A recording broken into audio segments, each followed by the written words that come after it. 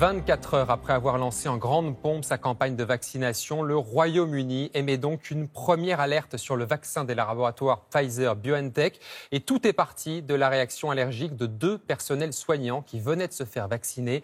D'abord les faits avec vous, Mathieu Boisseau, depuis Londres. Mathieu, que disent exactement les autorités britanniques ? Bonjour.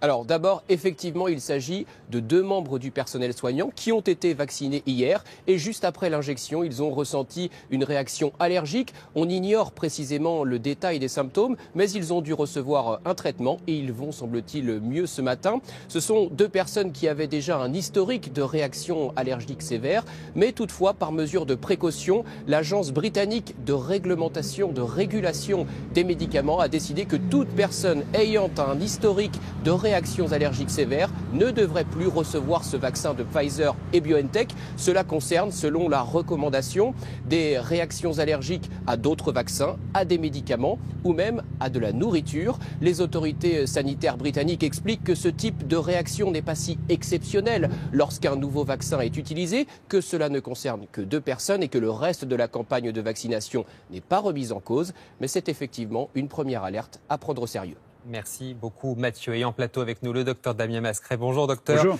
Arrêtons-nous Damien sur les termes des autorités britanniques. Les personnes qui ont un historique allergique significatif, qu'est-ce que ça implique concrètement ? Alors ça implique des personnes qui ont fait une réaction allergique sévère, ce qu'on appelle un choc anaphylactique.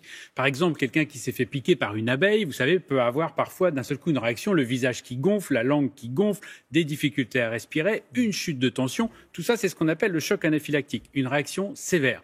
Alors effectivement, ça peut arriver lors d'une vaccination, ça peut arriver avec l'alimentation ou avec certains médicaments.